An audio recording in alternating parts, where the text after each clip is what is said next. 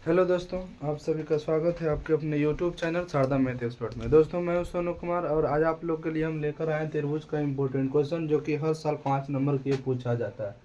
यानी कि ये 5 मार्क्स के पूछे जाते हैं। और क्वेश्चन आपके सामने लिखा है कि थेल्स प्रमेय को लिखे एवं प्रमाणित करें। यानी कि आपको क्या करना है, थेल्स प्रमेय को लिखना और प्रमाणित करना। या तो आप क्या करता है कि थेल्स प्रमेय खुद यानी कि दिया हुआ रहता है, तब हमको क्या कहता है कि इसको प्रमाणित करिए। तो अगर थेल्स प्रमेय देखिए, अगर जानना है तो सबसे पहले हम क्या करेंगे, थेल्स प्रमेय के बारे में देखते हैं।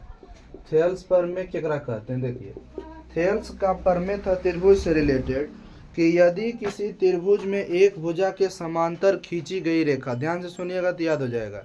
यदि किसी त्रिभुज में एक भुजा के समांतर खींची गई रेखा अन्य दो भुजाओं को जिन बिंदुओं पर प्रतिच्छेद करती है, वह बिंदु उस दोनों भुजाओं को समान अनुपात में बांटती है। यानी कि क्या अभी हम बोले कि किसी त्रिभुज में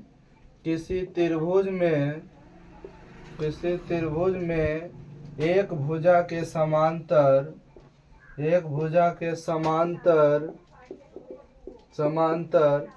खींची गई रेखा अन्य दो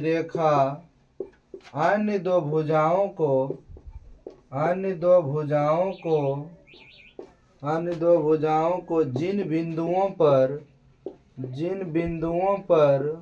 को जिन बिंदुओं पर प्रतिच्छेद करती हैं, वह बिंदु उस भुजा को समान अनुपात में विभाजित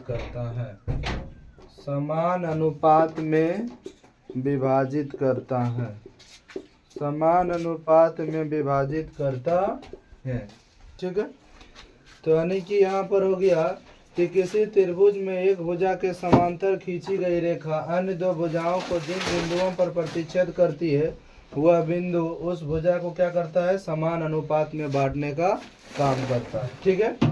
तो ये तो थेल्स प्रमेय लिखा हुआ रहेगा। ये तो थेल्स प्रमेय का पूरे इकट्ठा नहीं लिखा हुआ रहेगा, फिर भी आपको सिद्ध क्या करना है, वही सिद्ध करना है। ठीक है। तो ये थेल्स प्रमेय लिखा हुआ रहेगा, तो इसको लिखा हुआ रहेगा तब आपको नहीं लिखना। और क्वेश्चन अगर इस टाइप से पूछेगा तो ये लिखना पड़ेगा कि थेल्स प्रमेय को लिखे एवं सत्यापित करें। और नहीं तो थेल्स प्रमेय अगर नहीं लिखा हुआ रहेगा तो आपको लिखना पड़ेगा, लिखल रहेगा तो नहीं लिखना है। ठीक है। ये थेल्स प्रमेय हो गया। अब इसको प्रमाणित करने जा रहे हैं हम। यहाँ पर देखिए त्रिभुज पारेंगे कि किसी त्रिभुज में एक भुजा के समांतर, थेल्स प्रमेय क्या है कि किसी त्रिभुज में एक भुजा के समांतर खींची गई रेखा अन्य दो भुजाओं को जिन बिंदुओं पर प्रतिच्छेद करती है, वह बिंदु उस भुजा को क्या करेगा, समान अनुपात में बांटती है। तो समान अनुपात में बांटती है कैसे, वो देखते हैं। देखिए, इसको मिटा रहे हैं, फिर अब थ्योरी हम सत्यापित करने जा रहे हैं। इसको मिटा दिए। अब देखिए एक त्रिभुज बनाएंगे।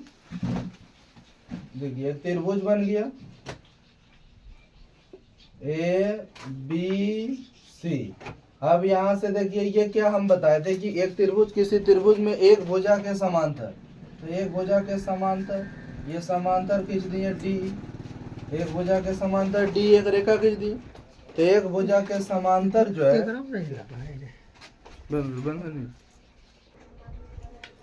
चलिए देखिए, ये जो थेल्स प्रमेय कर रहा था, किसी त्रिभुज में एक भुजा के समांतर खींची गई रेखा अन्य दो भुजाओं को समान दो भाग में बांटता है। तो यही हमें साबित करना है कि देखिए ये एक त्रिभुज है ABC, जिसमें BC भुजा के समांतर हमने DE एक रेखा खींचा। और ये जो है बिंदु D इस भुजा पर AB पर है, बिंदु E AC पर है। तो ये D जो है AB को समान दो भाग में बांटेगा और E जो है AC को समान दो भाग में बांटने का काम करेगा। ठीक है। अब देखिए यहाँ से इतना कर लीजिएगा, और बाद क्या करिएगा, यानी कि रचना कर दीजिएगा। यहाँ से हमने एक लम्ब डाल दिया, तो इसका नाम दे दीजिए M। इसका लम्ब डाले इधर, तो इसका नाम दे दिए N। यानी कि यहाँ से रचना किए, A से AM डाले हैं AE पर, और फिर E से EN लम्ब डाले हैं AD पर। ठीक है। उसके बाद फिर देखेंगे तो नीचे से हमने क्या किया, C को D से मिलाया और B को E से मिला दिया। ये फिगर आप अच्छी तरीके से बना लेंगे। उसके बाद विशेष प्रतिज्ञा में देखिए क्या लिखिएगा कि माना कि ABC एक त्रिभुज है जिसमें डीई समांतर बीसी है। माना कि एबीसी एक त्रिभुज है, माना कि एबीसी एक त्रिभुज है जिसमें डीई समांतर बीसी है, तो हमें साबित करना है। क्या साबित करना है? इसी में लिखिएगा ए डी बटे डी बी अब बराबर हो जाएगा ए ई बटे ई सी। ए डी बटे डी बी बराबर ए ई बटे ई सी, बढ़िया से लिख दीजिएगा। माना कि ए बी सी एक त्रिभुज है जिसमें डी ई समांतर बी सी है, तो हमें साबित करना है कि ए डी बटे डी बी बराबर ए ई बटे ई सी। उसके बाद रचना में क्या लिखिएगा?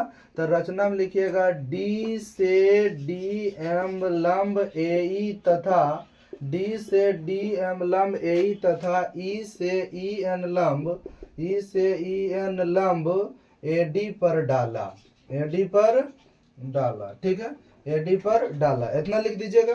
और बाद यहाँ से आएंगे तब लिखेंगे प्रमाण में। ठीक है, अब प्रमाण में देखिए विशेष प्रतिज्ञा में क्या लिखना था कि माना कि एबीसी एक त्रिभुज है जिसमें डी समांतर बीसी है, तो हमें साबित करना है कि डी बटे डी बी बराबर ए बटे सी।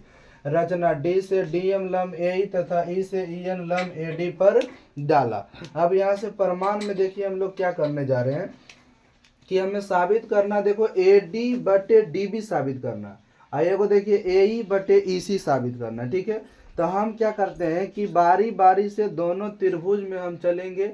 एक बार चलेंगे इस त्रिभुज में, देखिए ए डी ई में चलेंगे, आइए नीचे वाला त्रिभुज जो देख रहे हैं डी बी ई में चलेंगे, यानी ए डी ई और D B E, A D E और डी बी, या दोनों त्रिभुज के क्षेत्रफल का अनुपात, यानी कि देखिए तो त्रिभुज का क्षेत्रफल क्या होता है? 1/2 गुने आधार गुने ऊंचाई। ध्यान से देखिएगा, यहाँ लिखेंगे area of triangle A D ई। ठीक है, और फिर कौन सी? ये त्रिभुज बी डी ई, तो area of triangle B D E, और देखिए बराबर।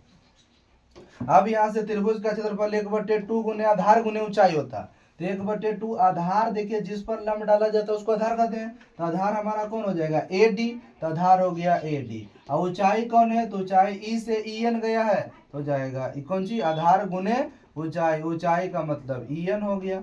अब फिर देखिए बटे 1/2 गुने आधार गुने ऊंचाई, तो अब ये आधार कितना होगा?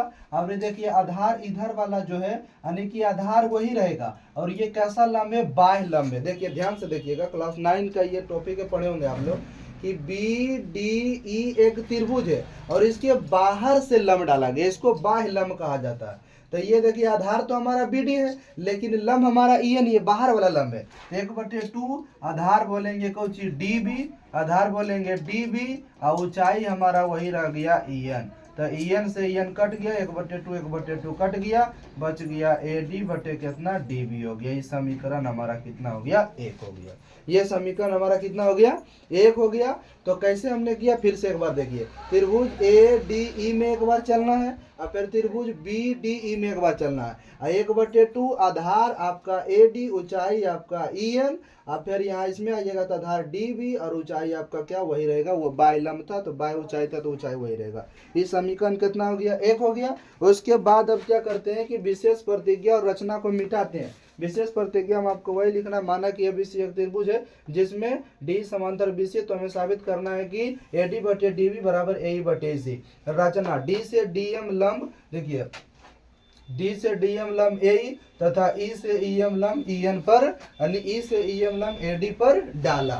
ठीक है, अब इसको हम मिटाते हैं। अब इसको समीकरण 1 माने हैं, जो हमें साबित करना है उस पर हम ध्यान दे रहे हैं। अब देखिए क्या है, क्या कर रहा है कि समीकरण इसको 1 मान लिए। अब यहाँ से देखिए पुनः अब वही काम इस साइड करना है, वो काम उस साइड किए, अब इस साइड करेंगे। तो पुनः area of triangle A D ई अब बटे एरिया ऑफ ट्रायंगल इधर वाला ई सी बी, तो त्रिभुज ई सी बी बराबर हो जाएगा 1/2 गुने आधार गुने ऊंचाई। अब ये आधार हो गया ए ई, और ऊंचाई क्या हो जाएगा? डी से डी एम ला लेते, लंब डाले थे तो हो जाएगा डी एम, और फिर बटे 1/2 आधार गुने ऊंचाई। आपका फिर आधार क्या हो जाएगा? नीचे वाला ई सी, और ऊंचाई तो वही रहेगा। इस त्रिभुज में भी देखिए ये क्या? बाह्य लंब है। इस त्रिभुज में ये क्या है? बाह्य लंब हो जाएगा। देखिए यहाँ से वो गड़बड़ हो गया, रुकिए यहाँ से डी सी ई में होगा, सॉरी, यहाँ त्रिभुज हो जाएगा डी सी ई, ये त्रिभुज है। ठीक है, DCE, तब ये वाला बाहर लंब होगा, बाह्य लंब। DCE यानी ECD, ये वाला त्रिभुज ये बाह्य लंब है, ठीक है। अब ठीक हुआ, EC हो गया। अगर बाद आपका ऊंचाई तो दोनों का सेम है, DM खत्म, ये वाला खत्म हो गया, AE बटे EC, ये समीकरण 2 हो गया। समीकरण कितना हो गया? 2 हो गया। अब समीकरण 1 और 2 को अगर देखेंगे तो ऊपर वाला देखिए समान है दोनों का, इस समीकरण का ये पहला वाला और ये ऊपर वाला, ये भी ऊपर, दोनों समान है। अब नीचे हमें समान करना है, तो नीचे समान करने के बाद ही समीकरण 2 लिखेंगे। कैसा समान होगा? तो देखिए हम जानते हैं कि पहले फिगर को देखिए ध्यान से, BDE ये वाला त्रिभुज है, फिर DCE ये वाला त्रिभुज है, और दोनों देखो एक ही आधार पर बना हुआ त्रिभुज है। एक ही आधार पर बना हुआ दो त्रिभुज का क्षेत्रफल आपस में समान होता है। तो यहाँ पर लिख देंगे हम कि त्रिभुज BDE तथा त्रिभुज DCE का आधार DE है, इसलिए दोनों त्रिभुज का क्षेत्रफल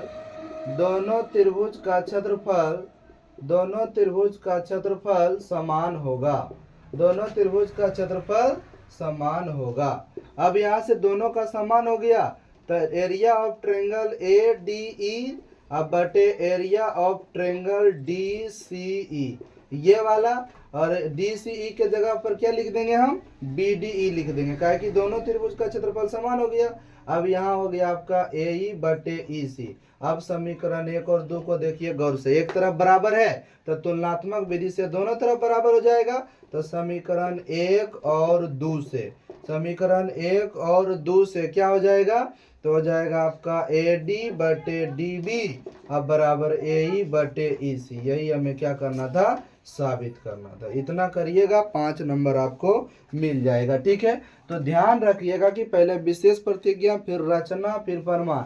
इधर जो आप देखें इसमें, तो एक बार इस साइड चलिएगा, एक बार इस साइड चलिएगा, तो अपने सीध हो जाएगा। 1/2 गुने आधार गुने ऊंचाई कर देंगे, और ये दोनों त्रिभुज का आधार समान होने के कारण दोनों का क्षेत्रफल क्या होगा? समान हो जाएगा, ठीक है। तो यहाँ से इतना कर लीजिएगा, आपको 5 नंबर मिल जाएगा। फिर इसका विलोम कथन देखेंगे अगले वीडियो।